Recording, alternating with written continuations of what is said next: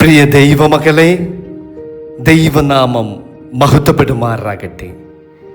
ഈ വെള്ളിയാഴ്ചയുടെ ഈ സമയത്തും വീണ്ടും നമുക്കൊരുമിച്ച് ധ്യാനിക്കുവാനും പ്രാർത്ഥിക്കുവാനും ദൈവം നൽകിയ അവസരത്തിനായി നന്ദി നിറഞ്ഞ ഹൃദയത്തോടെ നമുക്ക് പ്രാർത്ഥിക്കുകയും ധ്യാനിക്കുകയും ചെയ്യാം.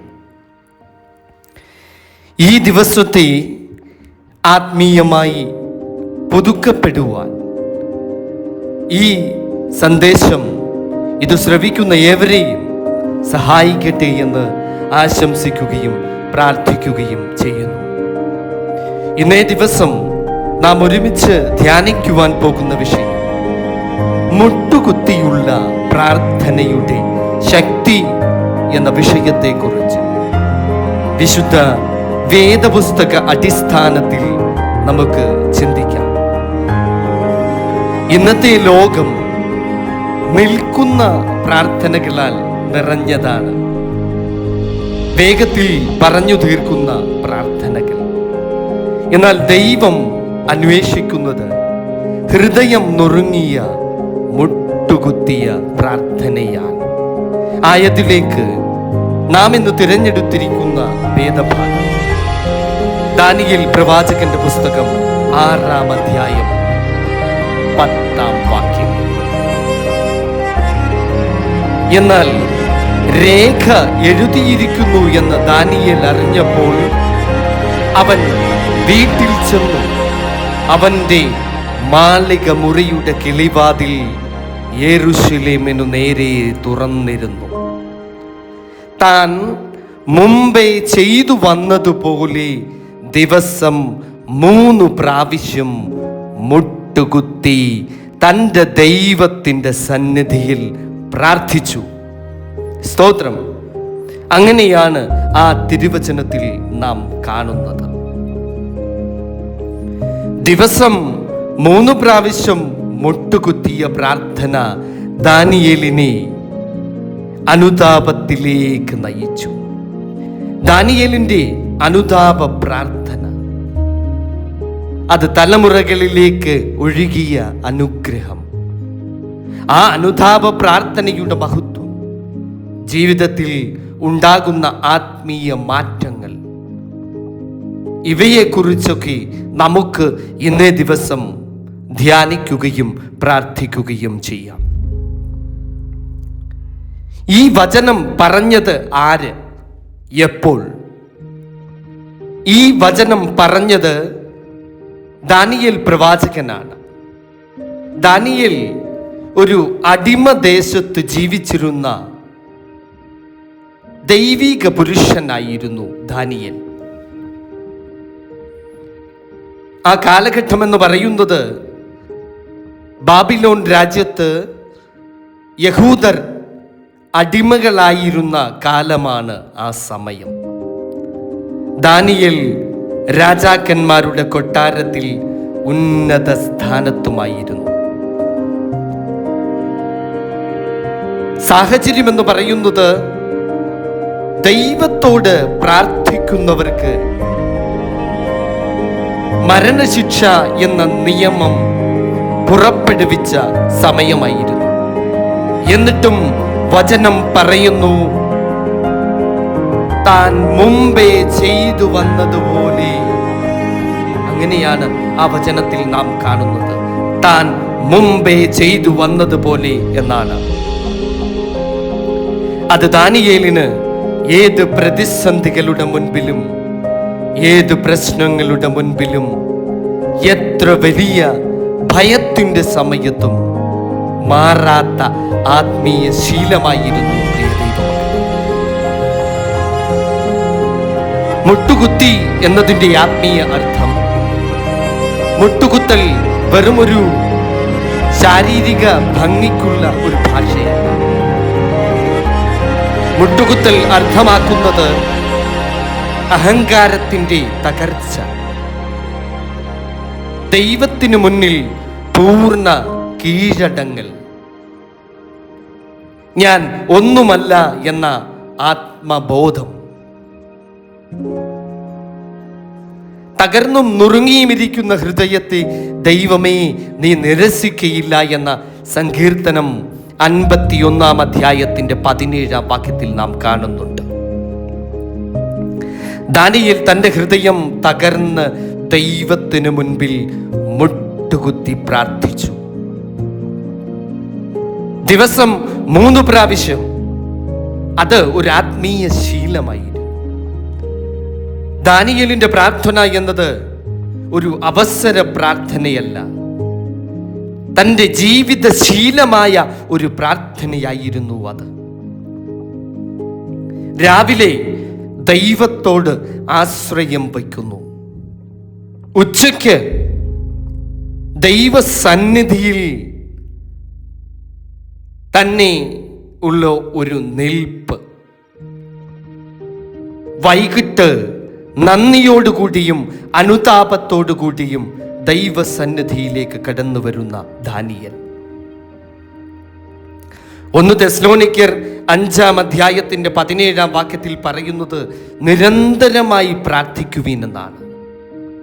നമ്മുടെ ജീവിതത്തിൽ നിരന്തരമായ പ്രാർത്ഥന ശീലമാകുമ്പോൾ പാപം ശീലമാകുകയില്ല.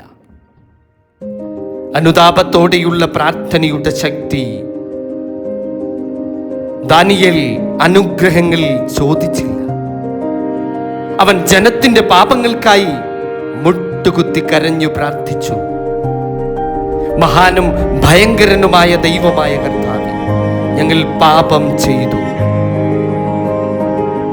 വികലമായി നടന്നു, ദുഷ്ടത പ്രവർത്തിച്ചു, ഞങ്ങൾ മത്സരിച്ചു, നിന്റെ കൽപ്പനകളും വിധികളും വിട്ടുമാറിയിരിക്കുന്നുവെന്നാണ് ദാനിയേൽ പ്രവാചകന്റെ പുസ്തകം 9 അധ്യായത്തിന്റെ 4-5 വാക്യങ്ങളിൽ നാം കാണുന്നത്.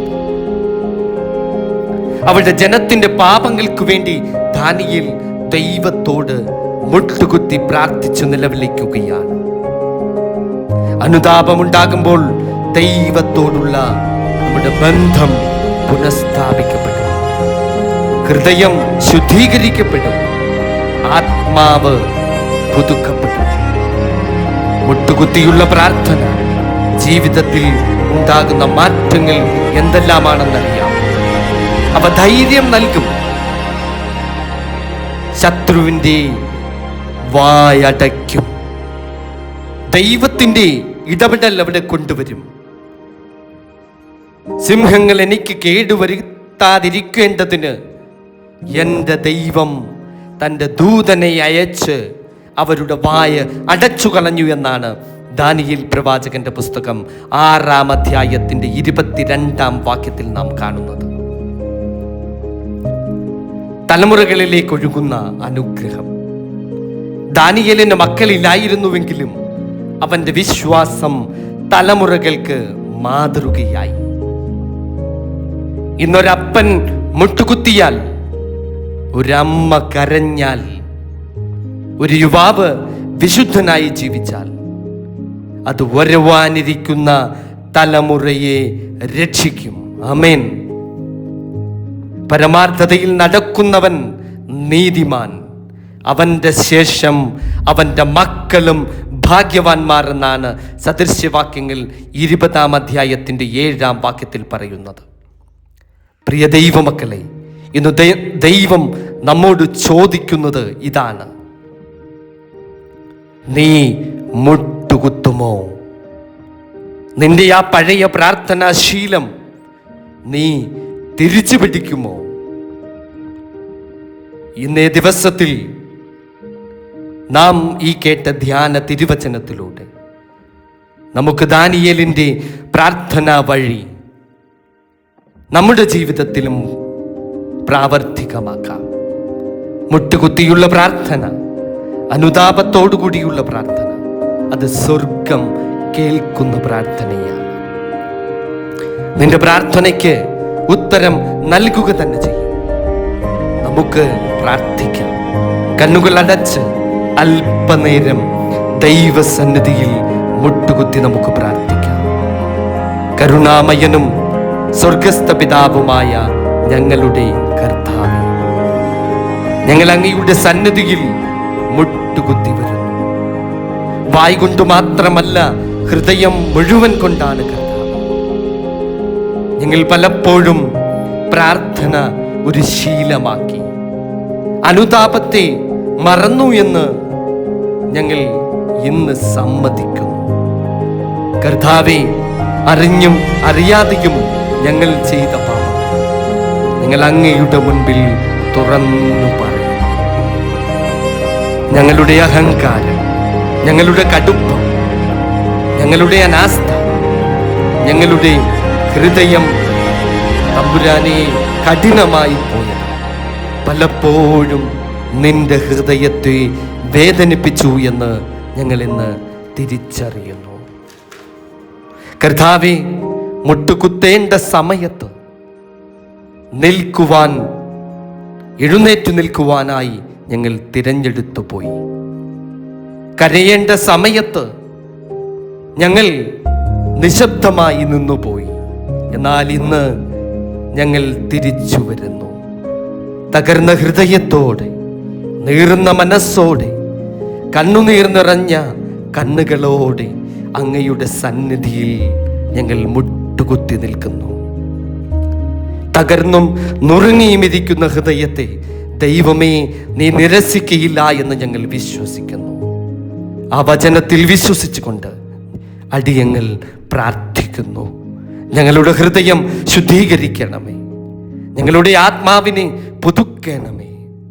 ഞങ്ങളുടെ പ്രാർത്ഥനാ ജീവിതം പുതുക്കത്തോടെ ഞങ്ങൾ കേട്ട വചനപ്രകാരം ഞങ്ങളെ ഉണർത്തുമാറാകണമേ. ദാനിയേലിനെ പോലെ ഭയത്തിൻ്റെ നടുവിലും മുട്ടുകുത്തുവാൻ ഞങ്ങളെ പഠിപ്പിക്കണമേ. ഞങ്ങൾ മുട്ടുകുത്തി പ്രാർത്ഥിക്കുമ്പോൾ ഞങ്ങളുടെ ഭവനങ്ങളിൽ സമാധാനം വളരട്ടെ. ഞങ്ങൾ കരയുമ്പോൾ ഞങ്ങളുടെ മക്കൾ രക്ഷിക്കപ്പെടട്ടെ. ഈ തലമുറയിൽ ഞങ്ങൾ തകർന്നാൽ വരുവാനിരിക്കുന്ന തലമുറ അനുഗ്രഹിക്കപ്പെടട്ടെ. കർത്താവേ, ഞങ്ങളുടെ കണ്ണുനീർ വൃഥാവാകരുതേ. ഞങ്ങളുടെ അനുതാപം അത് നിന്റെ സ്വർഗത്തോളം സ്പർശിക്കുമാറാകണമേ. കർത്താവേ, ഇന്നു മുതൽ ദിവസവും മുട്ടുകുത്തിയ പ്രാർത്ഥനയിലേക്ക് ഞങ്ങളെ തിരിച്ചു കൊണ്ടുവരണം. ഇവയെല്ലാം ഞങ്ങൾക്കായി ജീവൻ വച്ച യേശുവിൻ്റെ നാമത്തിൽ തന്നെ ഞങ്ങൾ പ്രാർത്ഥിക്കുന്നു. ഞങ്ങളുടെ പ്രാർത്ഥന കേൾക്കണം പിതാവേ. ആമേൻ. സ്തോത്രം. ഹല്ലേലൂയ. യേശുവേ സ്തോത്രം. യേശുവേ നന്ദി. സ്തോത്രം. ഹല്ലേലൂയ.